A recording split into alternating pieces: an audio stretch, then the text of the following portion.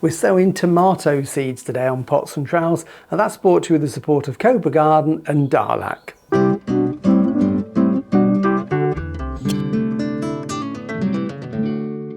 Hello and welcome to Pots and Trowels. Well, Jill and I are now back from our adventure in New Zealand, and on the way back we had a few lovely days in Thailand, but unfortunately just before we left I caught salmonella and had a nasty dose of food poisoning when we got back. So for the last couple of weeks I've been pretty much housebound, and that's led to a few complications, so it's left me feeling not too well at the moment, although I am getting better, and thank you to all of you that have sent lovely messages of get well soon. So I am getting better, but at the moment I'm restricted a little bit to light duties. I've got Nurse Jill on my back. If I try to do too much I get tired quickly, so she's dragging me back into the house. But today I've been allowed to come out into the greenhouse and we're going to sow some tomato seeds. Now here we are, third week in March, and I know lots of people I've seen on social media, Facebook, that type of thing, are growing tomatoes quite well on. Well, I never start my tomatoes too early, maybe a week or two earlier than I'm doing them now,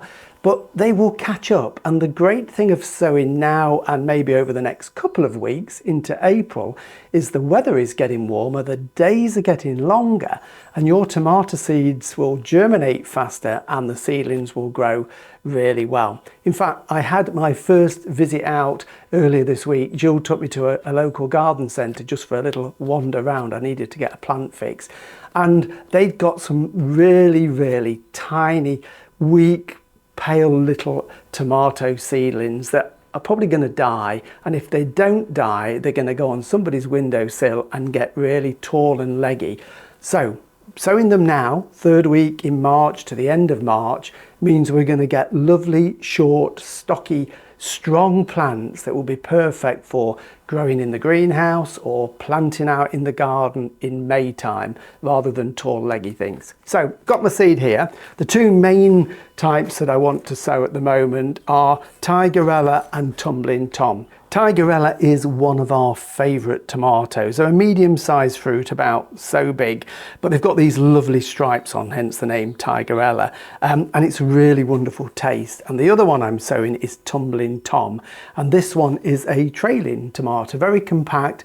I put one plant in a 10-12 inch hanging pot or hanging basket, and it will cascade over the side, and you will get hundreds of really tasty sweet cherry tomatoes. So they're the two I'm going to be sowing today. I might even sow a third one when Jill's not looking and I've got the camera on me. So we don't need a big container, we don't need hundreds of these. Have got about 20 or 30 seeds in, and if we seal these up after we've used them and keep them cool, we can save those for next year. So because I only want a few plants of each, I'm using quite small plant pots. Worst thing you can do is sow 10 seeds in a big seed tray. They're just going to be lost. So I'm using just small plant pot like this, and what I'm going to do, I've got here my multi-purpose compost, and this is quite a fine one. Some of the sort of peat-free or reduced peat that's available at the moment are quite coarse, so I've got one here that's fairly fine. You can see the wood bark and in there is quite fine, and I've added just a little bit of vermiculite that I've got, only a very small amount, but you needn't do that. So fluff it up so it's got plenty of air in it and you've got rid of all the lumps, and then fill the pot, and then we are going to just level that off by hand. Now give it a tap just to settle it. Now that's fairly level, we could sow onto that, but what I often do, in fact what I always do, is either use the bottom of a plant pot just to lightly tamp it down. I'm not compressing it too much. What I'm trying to do is create a nice level seed sowing surface there. Just makes sowing easier and gives all the seedlings a good fair chance to grow. I've got one of these little wooden things as well that you can use, but a plant pot or jam jar works perfectly well. The idea is I want to sow these seeds so they've got even amount of space, even depth of compost, even covering, and that way we should get an even batch of seedlings and plants as they grow on. So in a sealed packet, and I'm just going to take these out and just put them on my hand. You can see there's far too many. We could never eat all of those. So what I'm going to do is just sow them. You can almost handle them individually. So I am sowing more than we need because any spare plants I can give to friends and neighbours. So I've got enough seeds on there. I'm just going to put the spare ones back in the packet. And as I mentioned earlier, if we fold that over, put that back in the packet and keep it nice and cool, the fridge would be perfect, or a cooled shed. Now what I am going to do, you can see, if you can see close, I don't know if Jill can see with the camera, they sometimes stick together, and I'm just going to just move them so they've got a little bit of room around them. They will grow if I leave them like that, but the idea is we want every seedling to have roughly the same amount of space around it so it can grow. So that's just even them out a little bit across the pot. And then what we need to do with tomatoes is cover them. Now, this is quite fine. So again, what I could do, and if you're not sure how to do it, just do it on a piece of bench. You can just sort of practice putting a bit of compost on. Now, we only need about, I don't know, 3-4 millimeters, quarter of an inch. It's quite difficult to do that by hand. If there were big seeds, it's not a problem. So I use a little sieve. This is just an old handmade one. And if I just show you on the bench, a little bit of compost in there and just shake it, you will see I get a really fine covering. And that is roughly the depth that we want. And if I just push my finger through it, you can see it's nice and even. It's all about that sowing with an even depth. They'll all come through at the same. If you do it by hand and you go from quarter of an inch to half an inch thickness across the pot, they'll germinate at different stages. So all I'm going to do is then just give them a light tap, and it's more or less until all the seeds have disappeared. And I think that is just about perfect. It's not quite come to the top of the pot. Just clean it off. And then of course what we need is a label in there. Now if you're sowing multiple types of tomato, put your label in straight away, because I've done it from experience. I've sown 5 or 6 varieties, lined them up, and then you think, oh, which is which? And you haven't got a clue, because all tomato seed and seedlings look the same. It's only when they fruit you get to find out. So what do we do with that now? Well, it needs warmth, and that's why it's better to sow now than in February time, because it's easier to give them warmth. Ideally for germination, these seeds need between 15 and 20 degrees centigrade. So it needs either a little propagator or warm windowsill.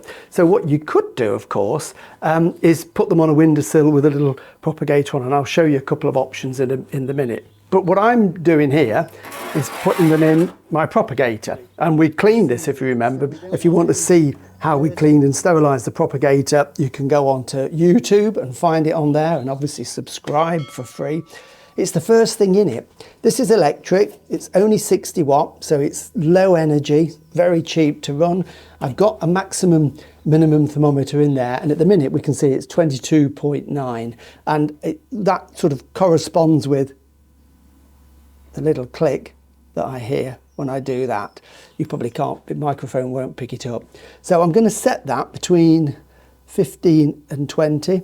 There, it's clicking there, which is about right. I'm going to set it between 15 and 20. I might leave that in overnight just to regulate it, and then we need to give it a drop of water. So I'll bring it to the front so we can see. Fine rows, we don't want to wash it about. Start the can off away, and then just give it that light water. Let that soak in, give it another one, and that soaks in nice. So we want it to go down to the bottom of the pot. And that is it. Now that looks very lonely in there, but over the next few days I'm going to be sowing more to keep it company. Put that back on, and that will now keep that temperature, and I'm hoping that within a week, 10 days, we've got little seedlings popping up from there. But let me just show you a couple of alternatives in case you haven't got a propagator like this.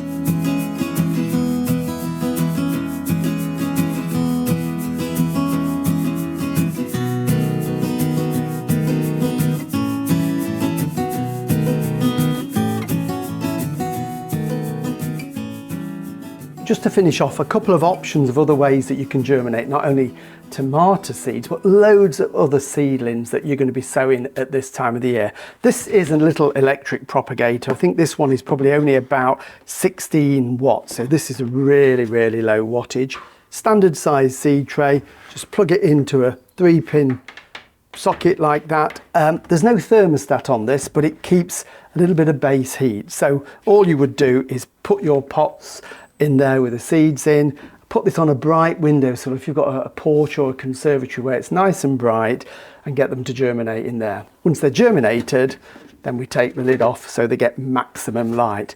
If you haven't got one of these, and these aren't expensive to buy, they're less than £20, then again, this is ideal. And if you've got a warm room with a sunny windowsill and don't need any extra heat, this is basically just a little propagator without any extra heating. So it's just a tray with the seed tray on there and drainage holes and a perspex cover with a little vent on there. And that, again, in a warm, bright window, is ideal for germinating lots of seedlings.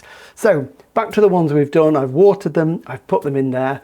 How often do you water them? Well, I'm hoping that I won't need to water those again until I actually see some growth, because I've watered them and the compost has gone down to the bottom of the pot. There should be sufficient moisture in there to aid germination, and that little root will grow down. And it's only when they've germinated and the top of the compost starts to dry out that I'll give them more. The worst thing you can do at this stage is think every day, I'll just give it a bit more water to speed up germination. It won't. It will just create wet, cold conditions, and there's more chance then that your seedlings can rot off. So great thing to do now if you haven't done it. There's still bags of time. You'll get lovely strong plants and then a wonderful crop of tasty tomatoes later on in the summer.